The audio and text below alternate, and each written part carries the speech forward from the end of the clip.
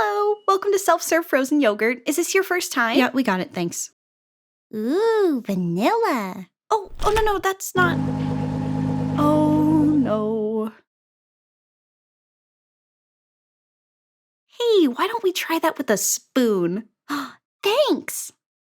What the? $7 for ice cream? Yes, ma'am. It's 50 cents per ounce, and it seems like your son got quite a lot. This place is ridiculous. Such a scam, I swear. Ew, my ice cream is sour. What? Let me see that. Oh! The flavor he chose is tart, but we have a sign for... Come on, Billy, let's get some real ice cream. But Mom, they have gumballs.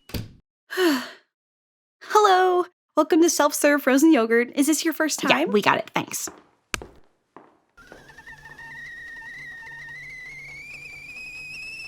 I worked a couple minimum wage jobs, but my very first one was at a small business self-serve frozen yogurt place. For the sake of this video, I'll just call it Sugar Spoons. It was just like Menchie's or Yogurtland. It worked the same way. Pick the flavor you want, pick the toppings you want, weigh it, pay it, and slay it. And even though North Carolina state law mandated employers must pay their workers no less than $7.25 per hour, I seriously loved my first job. Ew, this isn't vanilla. 'Cause it taught me a lot about how the world works. Sugar Spoons was a small business run by a group of hard-working women. They didn't have commercials and billboards like all the other big business dessert places. They just had good old-fashioned word of mouth and Yelp. So they really had to stand out. And they did. Frozen yogurt was a very new thing to us small-town Southerners back in the 2010s, and Froyo was marketed as this slightly healthier alternative to ice cream. We were also one of the only dessert places I could remember that always had non-dairy and sugar-free options for people with dietary restrictions, making it the perfect place for the whole family. When a friend from school referred me to work there, I soon learned being a Froyo girl was quite the scrum-diddly-umptious job. A lot of my time consisted of gloving up to refill the toppings bar. I was snipping sour belts down to size, cutting cookie dough into cubes, slicing strawberries into slivers. I loved prep work. But sometimes I'd take a little too long in the back, and I'd be lying if I said that wasn't on purpose. Back in high school, I was terrified of talking to customers, especially when I needed to be assertive. Excuse me, ma'am, could you please get a cup of yogurt first? Why? It's just a piece of candy. Right, but that's the toppings bar. You're supposed to add those to your yogurt. Well, I don't want yogurt. But is there a problem? Well, yeah, you need to pay for that. What is it, like 30 cents? I'm just tasting it. It's not like you give people sample cups, so how am I supposed to know if I like anything?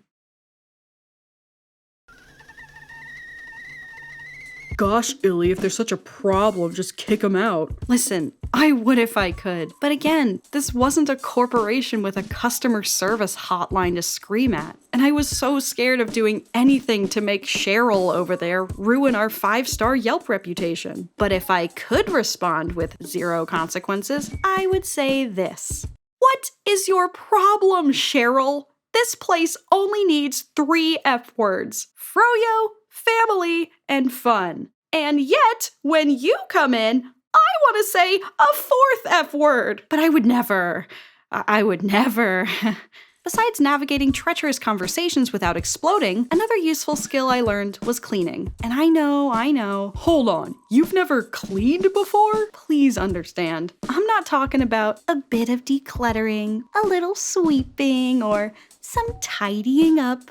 I mean cleaning a bathroom floor to ceiling because some lovely customers get very creative in there. I mean whipping out the gum scraper because some amazing customers will put their gum anywhere except into a trash can. And I sure as heck mean emptying those trash cans that the most incredible customers like to use to dispose of their literal shifts normally lasted from 4 or 6 till closing, and closing time was 10 or 11 depending on the season. And again, I was in high school when I worked at Sugar Spoons. There'd be weeks I was so exhausted. I had swim practice, homework, a horrible boyfriend, college essays, SATs, musical theater. So when I was alone in that store and I had the chance to recharge my social battery, I'd soak up every second of it. I'm gonna let you guys in on a little secret. Sometimes, when it was slow, my manager would run to the store across the street for strawberries, peanut butter cups, whatever we were low on. It'd be the middle of winter, not a single customer in hours. It was just me, all alone, with the store's busted little iPod. And for about 15 uninterrupted minutes, I was a Disney princess in my frozen yogurt castle. You always make me blush so hard. My parents always stay on guard. I drop my cool when you're around. You are the hottest boy in town. I'm dreaming of a kiss from you and hoping it will all be true. But this is my imagination and it's really I'm a girl of love. And that was the cherry on top of this dream job. I'm kidding, that's not true. What made this job great was that even if 10 Cheryls came through the door, there would always be at least one amazing customer that brightened my day without even trying. I loved decorating for kids' birthday parties and seeing how excited they got when they arrived. I loved recommending yogurt flavors and watching people's faces light up when they tried something new. And I loved all the regulars who would come in and catch up at the counter. Because at the end of the day, whether you're on the clock or off, we are all part of the same community. And I think that's something we forget when we go to a restaurant, a store, a cafe, anywhere really. Minimum wage workers make the world go round, and yet they're treated like dirt. Not just by some customers, but also by lawmakers who think $7.25 an hour is fair pay for this kind of hard work. Well, if these people want respect, maybe they should get a real job. These jobs are real jobs. McDonald's feeds 70 million people worldwide every single day. Call me crazy, but if those so-called burger flippers are what makes a multi-billion-dollar company grow even more filthy rich every year, I think they should be able to afford a car, a place to live, a vacation to go on, and you know what? F it, a Nintendo Switch, an iPhone, and dare I say, the very burger they flip. You know how I said when I was 16, I made $7.25 an hour? Because that was minimum wage back then? Well, I'm sorry to inform you, I'm old. I'll be turning 27 this year. But more importantly, at the time of writing this video, the minimum wage has not yet increased in North Carolina or many other states in the US in over 10 years. To be exact, it's been 16 years. It was $6.55, but it went up to $7.25 in 2009 because of a new law. Of course, that didn't stop companies from breaking laws to underpay workers, because why would it? A $26 million fine is nothing for a company that makes $20 million every day. And don't get me started on waitresses and waiters, or how it's perfectly legal to pay disabled people less than able-bodied people. According to the American Federation of Labor and Congress of Industrial Organizations, if the federal minimum wage had continued to increase, it would be at $24 an hour today. And you may think, well, why does someone who flips burgers or brings a cup of water to my table or bags my groceries need to make more than $7.25 an hour?